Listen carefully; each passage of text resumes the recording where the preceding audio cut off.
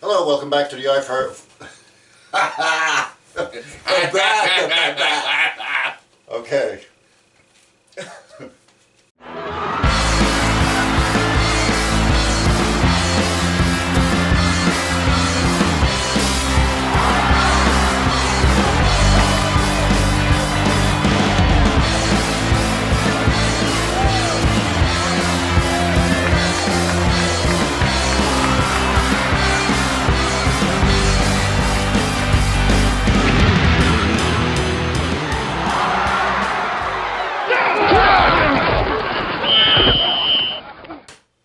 Hi, and welcome to week 4 of the I Formation. I'm Jeff Gibbons. And I'm John Moist. Big shout out to my buddy here, man, who is tearing up the polls. He's moving up the list all over the world. You picked 10 and 6 this week when we're most feared to trade. We had some big upsets. That's quite a week, buddy, I gotta say. Kudos to you. And certainly he buried me this week, so I gotta try to start climbing up the ladder again like we do every other year. But we're well positioned. You're ahead of everybody now in the CBS pool, and I understand you're well up in the NFL Pick Watch pool as well, like number Third 12. place. Or third place, is it? Oh, tie for third. Tied for third. Yeah. So that's a good start, man. All I can do is aspire to be as good as that. So we're going to talk about our picks for this week. Stick around. We'll tell you all about it. Hello, and welcome back to week 4 of the I Formation. We're going to make our picks now, starting with the Thursday night game between the Miami Dolphins going into Cincinnati to play the Bengals. What do you like? Well, if you had asked me this question before last Sunday, I would have picked the Dolphins and maybe have a shot at beating the Bengals. But when they snuck by the Cleveland Browns, Didn't deserve to win, actually.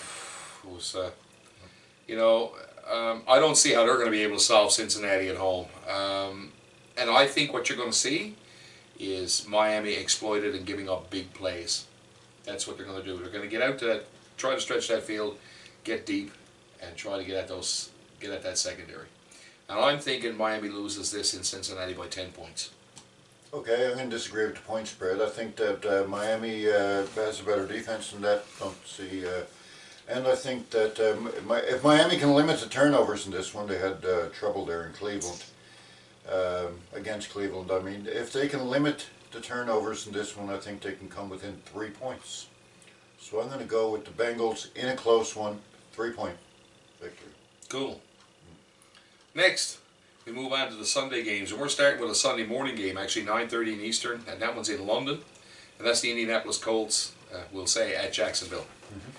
And Indy right now have some major injuries. I mean, there are 2 corners currently injured, Yep. So it's Robinson and Butler. The wide receiver, Dante Moncrief, right? He's out for a while, yeah. He's got the scapula issue, I think. He's hurt for 4 to 6 weeks. Yeah. Jacksonville has got a lot of questionables for this week too, so both teams are beat up, and that includes Chris Ivory at running back. Interesting stat that I saw this week when I was doing some research: Andrew Luck is 17-2 versus AFC South teams, and he's got family in London. Yeah, I saw that. So yeah. I thought that was kind of cool. Yeah. Just going to give him the push there. I think this is a really close game and probably a decent game to watch. I think 2 or 3 points, and we didn't even share picks yet, so I don't know who you got. I got Indy. I got Indy. So, we both pick Indianapolis to beat Jacksonville, which is not a popular pick, according to the experts that I've read. A lot of them picking Jacksonville here. So we're the experts on the NFL Pick Watch pool. Just curious. I have no idea. I am the expert. Johnny Football, once again. The real Johnny Football, please stand up. Put your windows down, your system up. Anyway. Oh, I'm an arrogant bastard. Anyway. That's one way of putting it. Next we've got Detroit in Chicago to play the Bears.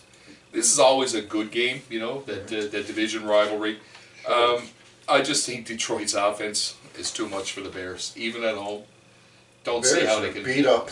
Oh man, not playing good football, but I mean, their team got the shit knocked out of it, and now they're going up against Stafford threw for 385 yards last week is in that Green all? Bay. 205 of those went to Marvin Jones Jr., who's the new Calvin Johnson apparently. But, 2.0.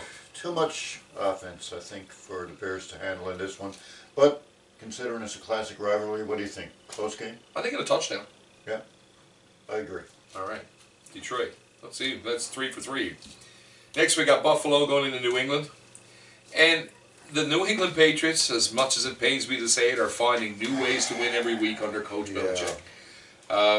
You know, we talked about the sock puppet last week. We thought, you know, we had picked New England to win last week, but I mean, who would have thought? No, we didn't. Actually, last week they played Houston. Yeah, we picked Houston. We blew that pick, actually. I was thinking this week. We weren't the only ones, though. No. We'll give ourselves a little bit of a break in knowing that we weren't the only ones picking Houston. Most were. Yeah, even if that had been close, I would have felt better about that pick. But 27-0 is a statement. Wow. You know, you're New firing. England's defense is great. Yeah, you're just firing on all cylinders, and all bets are off. Like I said, with this explosive offense, Buffalo may keep this close. I just feel that they may come out and have a good effort against the Patriots. I mean, you know, they're sort of walking away from a big blowout. Those kinds of things happen. And Buffalo looked pretty energized this week. Beating Arizona, you know, I would say. Yeah. So they're you know, they're going to need LaShawn McCoy to have another big outing like they had this week. Everything's going to roll in their favor. I think this is a field goal, but I think New England wins it at home in Gillette. I'm going to pick New England as well. I'm not sure it's a field goal. I think it's going to be a bit more. And Jacoby Brissett and Garoppolo, either one or both of them are going to be available this week. If they're not, then New England hasn't done anything to come up with a fourth-string quarterback, so maybe you'll see Edelman throwing the ball. I do expect that Garoppolo will probably be starting this game, according to what I've been reading. But Belichick hasn't been going a lot through the year, though. He got LeGarrette Blount to 298 yards, 4 touchdowns so far this year, and the run game, the good old-fashioned ground and pound. Haven't even seen Tom Brady yet. Yeah. It's a scary scenario if you're not a Patriots fan. And if you want to watch a football player, try strong side linebacker Jamie Collins with the Patriots, one of the best in the game. Keep an eye on him. Did you just say one of the Patriots was the best in the game? Yeah. All right. I know. Listen, man, we can only put it on so far. Sorry, Ryan Galway is out there now listening to this and saying, well, what is he? No Patriot love at all. That's it. We picked him, didn't we? We did. As a matter of fact, we both picked him. Again, so that's 4 for 4. Mm-hmm. Next, we got Cleveland going into Washington. Cleveland put big numbers up against Miami last week with special teams, too. There was, you know, those turnovers. They will not fare that well defensively, I don't think, against that Washington offense. I think Kirk Cousins he was under some heat there after the first couple of weeks. Certainly turned that heat off with a big win over the Giants, and I think both teams here are going to be capable of scoring points this week. I'd say pick the over here. I wouldn't be surprised to see that as well. I think that notable though is that D'Angelo Hall torn ACL gone for the season, which means that Cleveland might even score more points. Quite possibly. But I got Washington by a touchdown. I have Washington by 3 points in this one. I think Cleveland keeps it close. I'm just amazed that What do you think, Barry? Can they pull the upset? We're still matched up here. Yeah. Can they pull the upset, Barry? Barry's still sulking in the weeds after what happened last week. He's the ultimate Browns fan. He is. Got to give the boy credit. He doesn't back down. No. Shout out to Barry. Yeah. Yep. Next, we've got Oakland playing Baltimore. And here are the facts. All 6 games that Baltimore and Oakland have been involved in this year have been settled by a score or less. So, all close. And since 2010, the Raiders are 1-16 in Eastern Standard Time. Really? We're back to the West. We're back to that West Coast. I'm telling you, you can't make this shit up. You can't. Apparently. Right? Oh, man. Yeah, so, you know, based on that, and that alone, I think this is going to be one of these back and forth games, high scoring. I think both teams put points on the board again here, but I think this is a field goal, and I just give the edge Baltimore for being in the East. Okay, I think I have Baltimore there by 6 points. And I need to say that watch out for Baltimore. They're a team that nobody's paying any attention to. It's not that they have a lot of youngsters they're playing, but they have a lot of veteran talent on defense. These guys have seen it all before. You got Webb and Weddle there. at safety, and who else have I got noted here? Suggs, Mosley, got Elvis Doomerville, you know, and these guys have seen a lot of football, and they can read plays better than most in the league. So Very I blue think collar that, kind of thing, you know. watch out, yes, exactly. And Yeah. watch out for the Ravens. They're going to be a force this year, and if they can get that game going, which they're quite capable of, then they could be. Can make noise. Yeah, they could. Cincinnati really could make noise. falter. Yeah. Oh, then again, so could possibly the Steelers.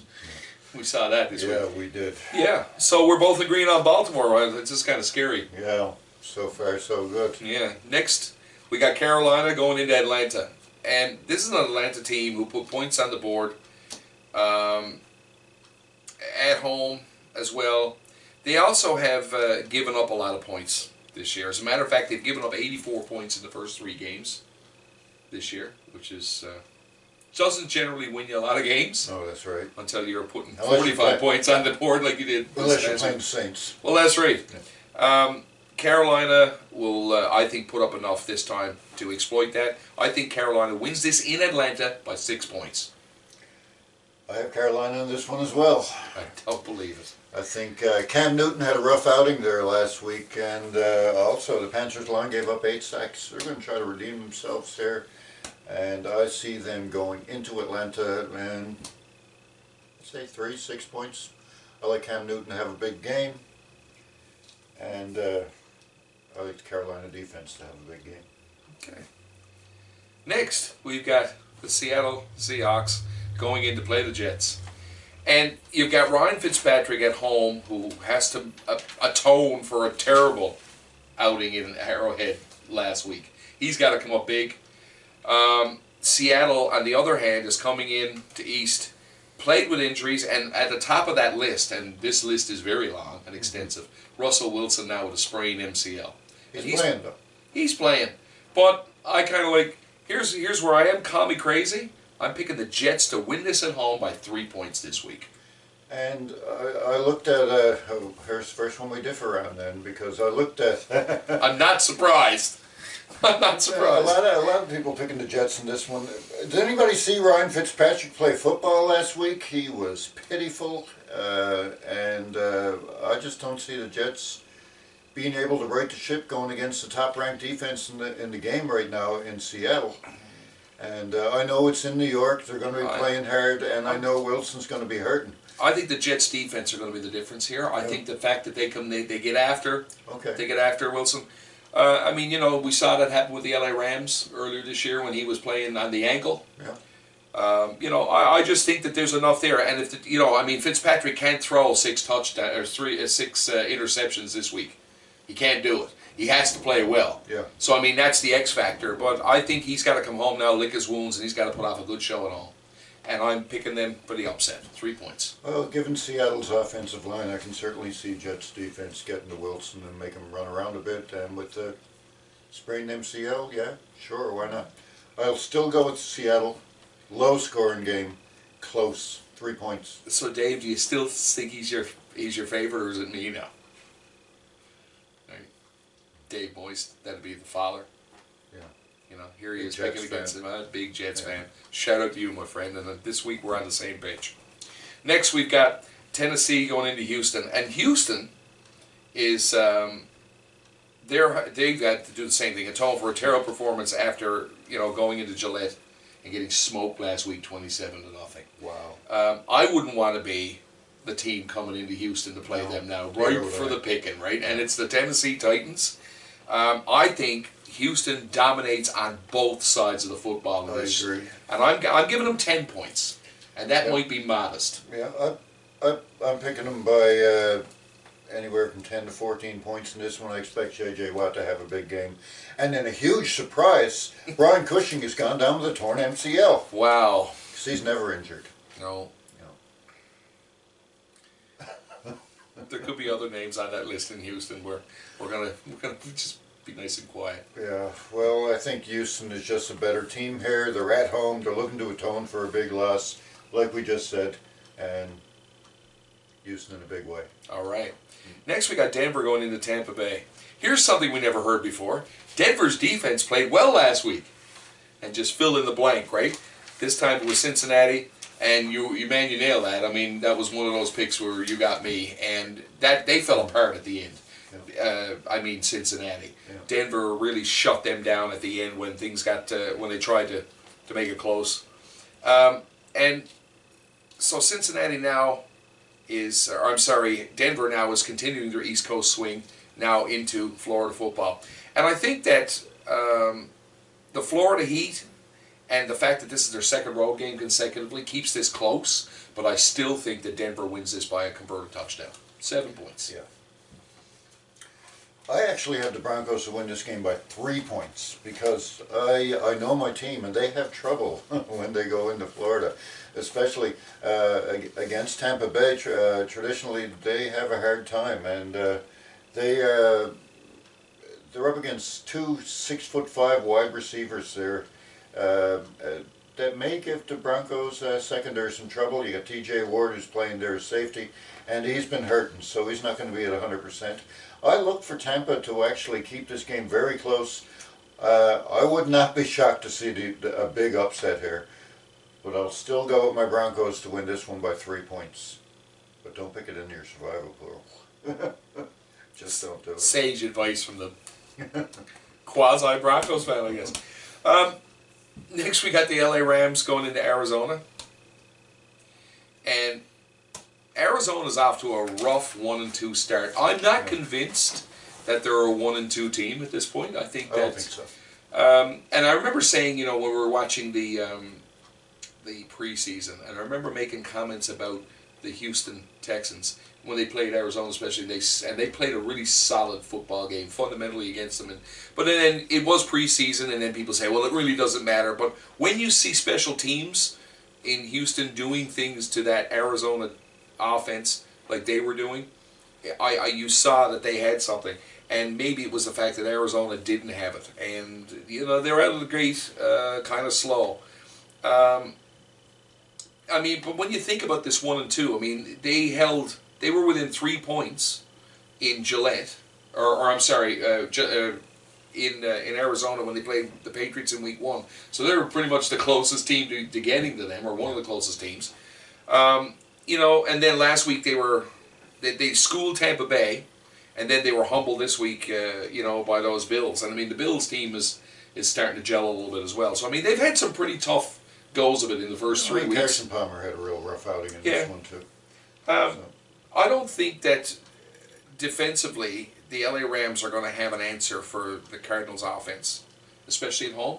I think that they're going to. This is another 10-point win, and this is a statement. The Cardinals have to come forward, and they have to win this game. This is their season.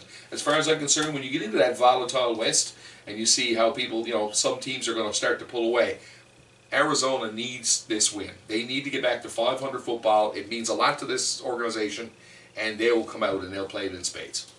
What he said. All right. Next, we got the New Orleans Saints at San Diego. Or should I say the Aints? Are we back to that again? You know, apologies to all those New Orleans fans out there. No. All 4 of you. They're going into San Diego. Right? Oh, man. It's like, you can only do so much, right? Yeah. You can only do so much. And you got an offensive line that leaks like a basket, right? And, you know, scurrying around like that. I think they're going to continue to struggle defensively, and, you know, without Keenan Allen even in San Diego, I still think that there's lots out there. There's lots of offense. I think Travis Benjamin, great wide receiver. Yeah. That's right. And I think that Sandy's going to build on their momentum from this week, and they're going to win big. I think at home, this is a statement as well. I'm giving them 10 points. Okay. Also, we have to mention that Monte Teo is out for the season. I believe. Yep. Not yet another is it just him injury. I'm pretty sure he's gone to visit his girlfriend. Yeah, never mind. Never mind. We're not going there. Anyway, the Saints. I thought I heard that they had some injuries now. No. A couple of their players in the secondary have been released, and they have now signed Bugs Bunny to come in and see if he can get the job done. Bugs is pretty good. Great tackler. A lot better than most of the Saints players. and we'll see how Bugs can do in this one. What a maroon. Chargers, big. Yeah, Chargers big. Next, Dallas and San Francisco. I think Dallas really needs to be careful with this game. Oh, yeah. This is something, there's no walking here. I know people have gone on about Blaine Gabbert, they've gone on about the 49ers and you know, the lack of continuity.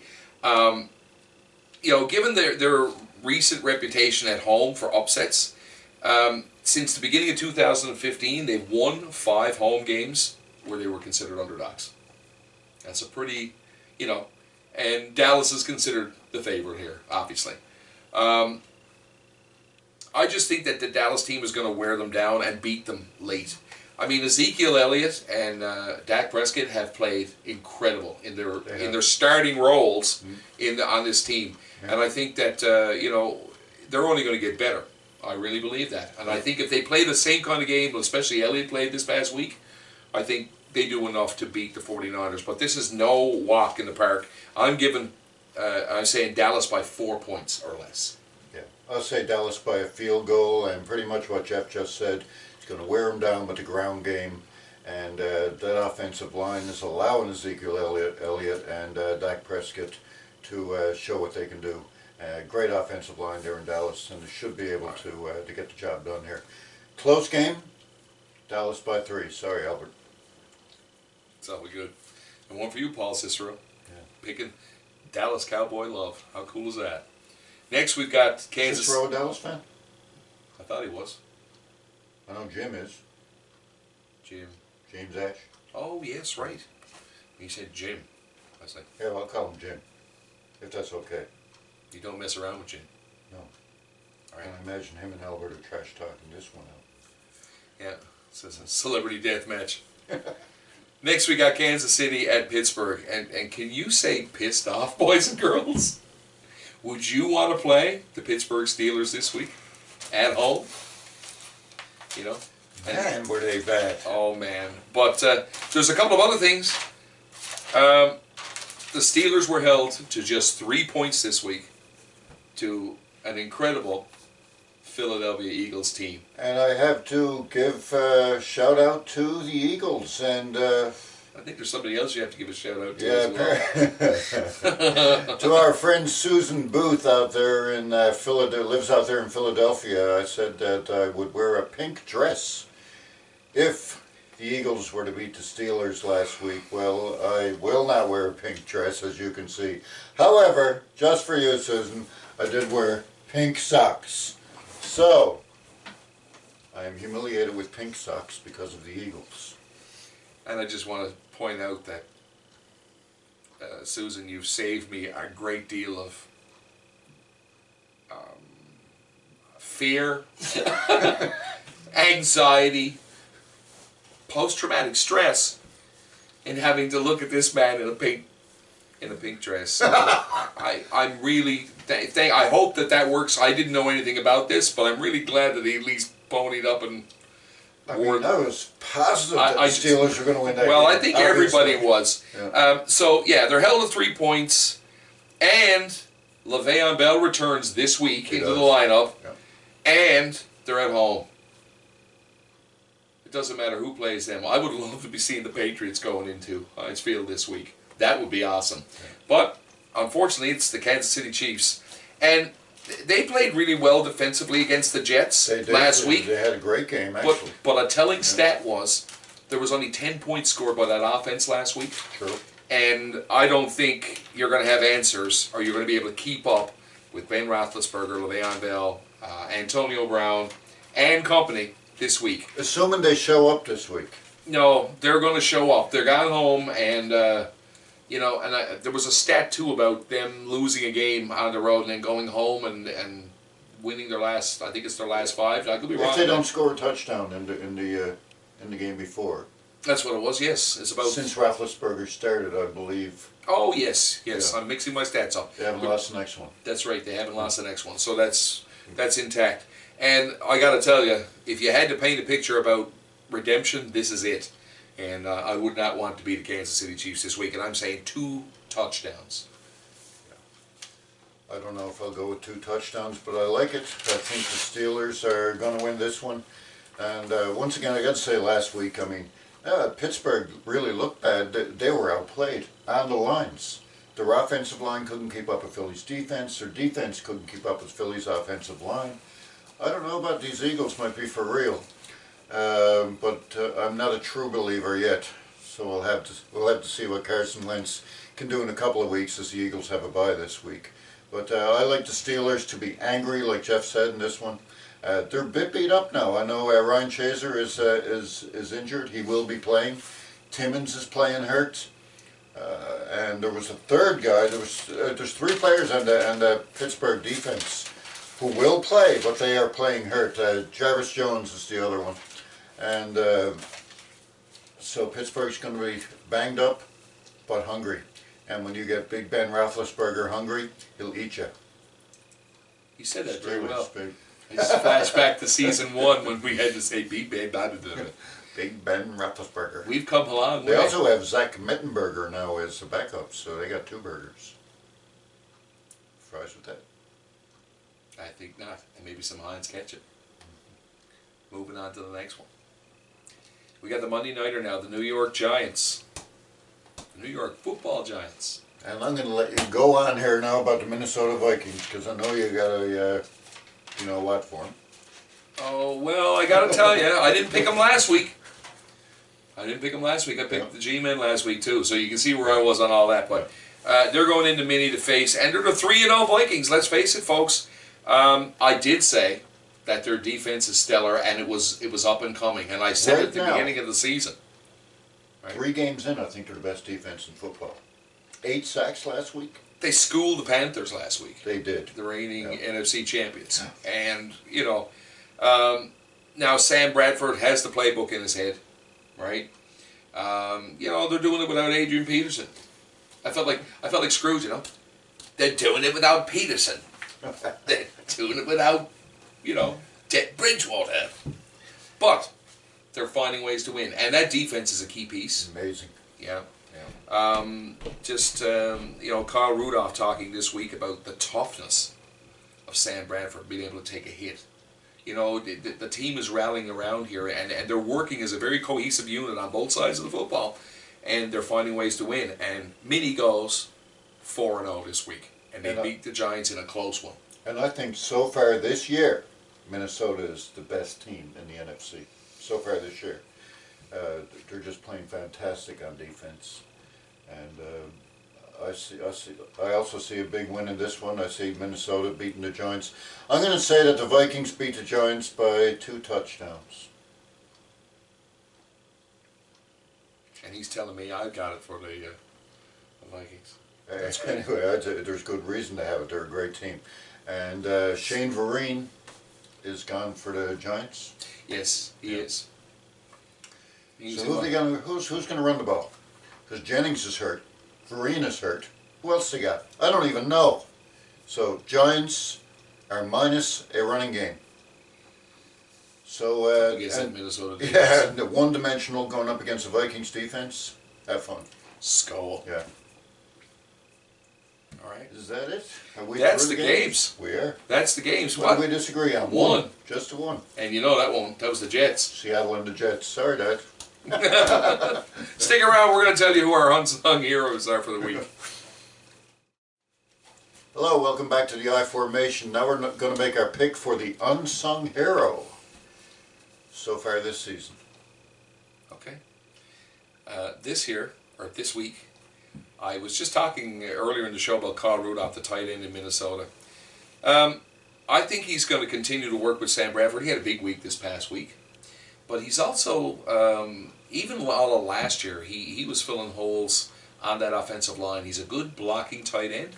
Doesn't get as much recognition as I think in the full game that he plays. So he's not just catching the ball, but he's a valuable part of that offensive line. So I'm going with Kyle Rudolph this week. Who do you like? Hey, I went with a Viking as well, actually. I went with defensive end Everson Griffin. Is having a great season so far. Had 3 sacks last week and hit the quarterback 4 times besides that. So this guy is a beast. He's a big reason why Minnesota's defense is the best in the game right now. And shout out Everson Griffin. Good job. There you have it, folks. Well, So it's Minnesota kind of week. So that's our picks and that's our unsung heroes. We'd love to hear your feedback. We'd love to see your picks and your unsung heroes up on our webpage, our Facebook page. You can like us there on Facebook. You can send us an email at theiformation@gmail.com. And you can like us on Twitter, and we're simply the iFormation. So, you know, we want you to be to enjoy all the games as you do every other week. Give us your feedback. You know, check with the site, have a look and see what we're doing there, and like I said, feel free to post your views and your feelings. Enjoy the games this week, folks, and you know, respect the game. Don't drink and drive. So, anything else? That's it. Well then, it's good night from me. And it's good night from him. Have fun.